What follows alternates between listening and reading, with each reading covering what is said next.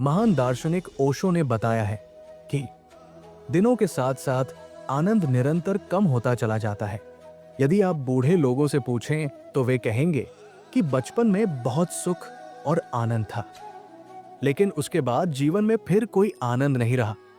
उनका मन करता है कि काश वे फिर से बच्चे बन जाए, लौटकर बचपन में पहुंच जाए। परंतु ये तो असंभव है कि जीवन में पीछे लौटा जा सके। अब यह प्रश्न उठता है कि लोग जब कहते हैं कि बचपन अत्यधिक आनंद का काल था, तो इसका वास्तव में क्या अर्थ है? ये बात सुनने में तो बहुत आकर्षक और मीठी लगती है, लेकिन भीतर से ये सोच गलत और अत्यंत खतरनाक है। इसका सीधा सा मतलब ये हुआ कि बचपन के बाद जीवन धीरे धीरे और भी दुखमय होता चला जाता है, जबकि होना तो ठीक उल्टा चाहिए था। वास्तव में होना ये चाहिए था कि बचपन के बाद हर दिन जीवन और अधिक आनंद, खुशी और उल्लास से भरता चला जाए। बचपन तो केवल शुरुआत है, बुढ़ापा तो पूर्णता है। इसलिए बुढ़ापे के अंतिम दिन सर्वाधिक शांति, गहराई, आनंद और मधुर संगीत के दिन होने चाहिए थे, क्योंकि जीवन तो लगातार विकसित हो रहा है, और यदि विकास हो रहा है तो शुरुआत बचपन है और परिपक्वता बुढ़ापा।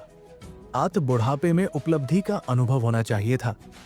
ऐसा लगना चाहिए था कि हमने जीवन जिया और कुछ पाया। लेकिन हकीकत यह है कि बूढ़ा व्यक्ति जब कहता है कि बचपन के दिन ही अच्छे थे, तो इसका साफ अर्थ यह है कि उसके जीवन की दिशा सही ढंग से नहीं चली। उसने जीवन जीने की कला को नहीं पहचाना। वो ये रहस्य न समझ सका कि जीवन किस प्रकार विकसित होता है।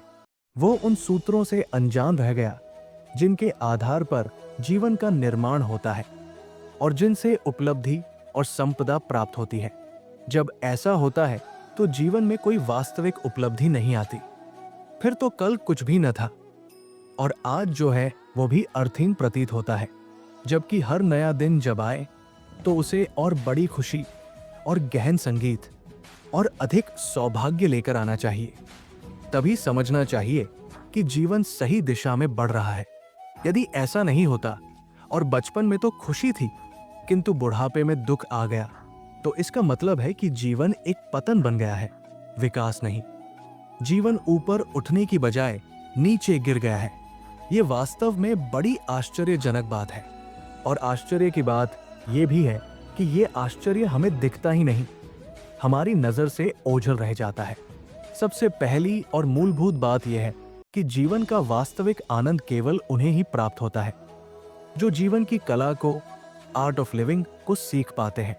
केवल वही लोग जीवन की सार्थकता तक पहुंचते हैं, अन्यथा तो बाकी सब व्यर्थ हो जाता है।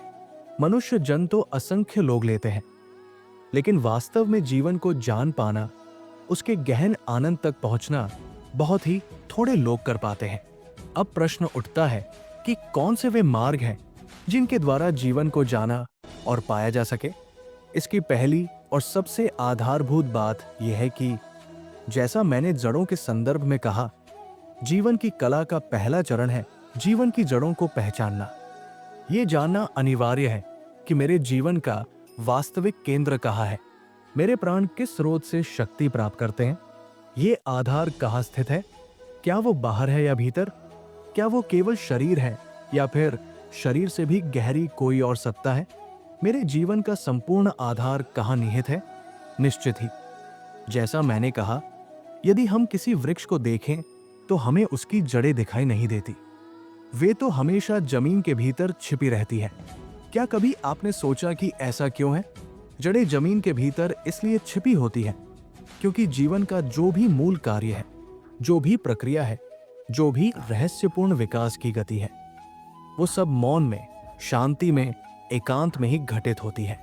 इसी बात को समझने के लिए एक और उदाहरण लें।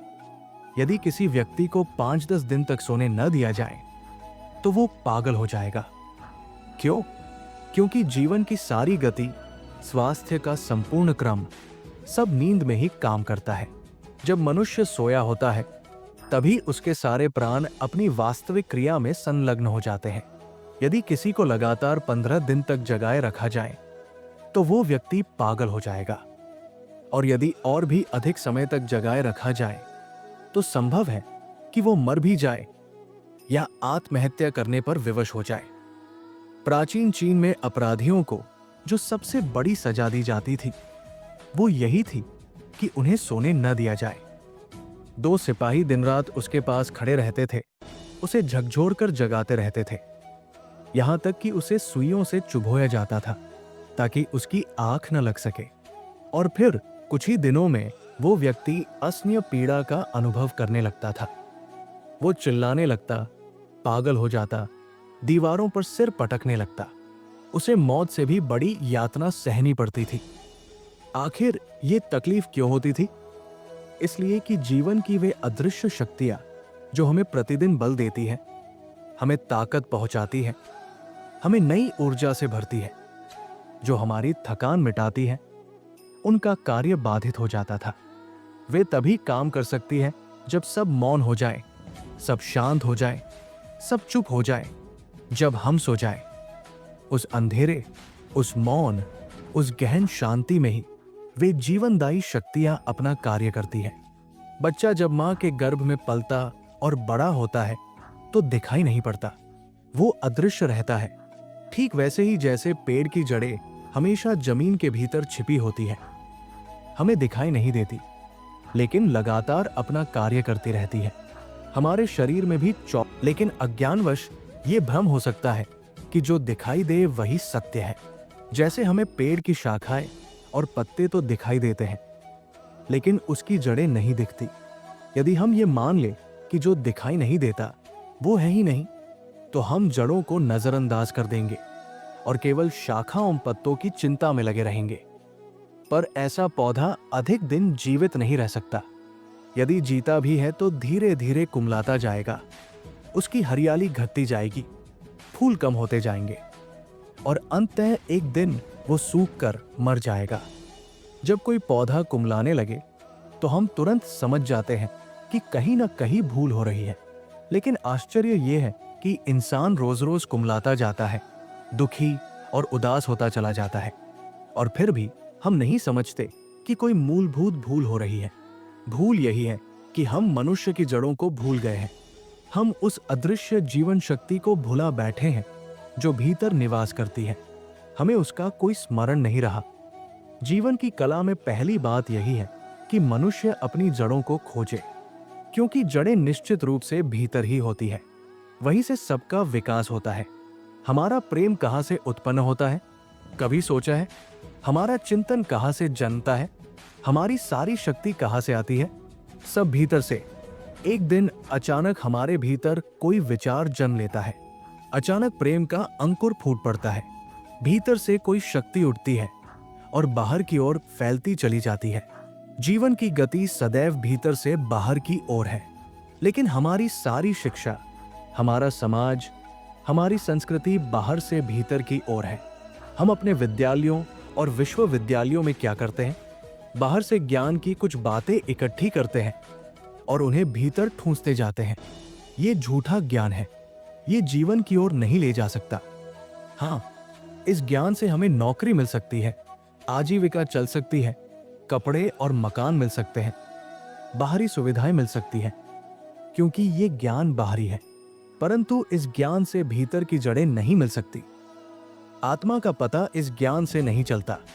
आत्मा को जानने के लिए उस ज्ञान का भी जन्म आवश्यक है, जो भीतर से प्रस्फुटित होता है। इसीलिए मनुष्य आज एक असंतुलित दशा में खड़ा है। उसका जड़ों से संबंध टूट चुका है, वो अपनी ही जड़ों से कट गया है। अब प्रश्न है, क्या करे? अपनी जड़ों को कैसे खोजे? क्योंकि जड़ों को खोज लेना ही आत्मा को खोज लेना है। धर्म का यदि कोई वास्तविक अर्थ है तो बस यही है कि व्यक्ति अपनी आत्मा को खोज ले। आत्मा का अर्थ है जीवन की वे जड़ें जहां से हमारे जीवन का पूरा वृक्ष, उसकी शाखाएं और पत्ते उत्पन्न होते हैं। यदि हम उन जड़ों को खोज लें तो हमारा आनंद प्रतिदिन बढ़ेगा, जीवन की हरियाली निरंतर बढ़ती जाएगी, हमारी खुशी लगातार गहराती जाएगी और अंततः मृत्यु के क्षण में पहुंचकर हमें परिपूर्ण जीवन का अनुभव होना चाहिए। मरते समय मनुष्य को उतना ही आनंदित होना चाहिए जितना उसने कभी पहले अनुभव न किया हो। निष्कर्ष, कंक्लूजन। जीवन का सार यही है कि उसका विकास भीतर से बाहर की ओर होना चाहिए। यदि मनुष्य अपनी जड़ों को भूल जाता है तो उसका जीवन रोज रोज कुंभलाने लगता है। लेकिन यदि वो अपनी जड़ों को पहचान ले, अपने भीतर की मौन शक्ति को जान ले, तो उसका हर दिन और अधिक आनंदमय होता चला जाता है। सच्ची धर्म यात्रा यही है कि हम अपने भीतर उतरकर आत्मा की जड़ों को खोज लें। जब ऐसा होता है तो मृत्यु भी आनंद का उत्सव बन जाती है। जीवन का शिखर यही है कि अंतिम श्वास तक हम पूर्णता और आनंद का अनुभव करें। यदि आपको ये प्रवचन जीवन की सच्चाई को छूता हुआ लगा हो तो कृपया इस वीडियो को लाइक करें, अपने मित्रों और प्रियजनों के साथ शेयर करें और हमारे चैनल को सब्सक्राइब करना न भूलें। आपकी एक छोटी सी सहभागिता हमें और भी गहरे और सार्थक प्रवचन आप तक पहुंचाने की प्रेरणा देती है। धन्यवाद।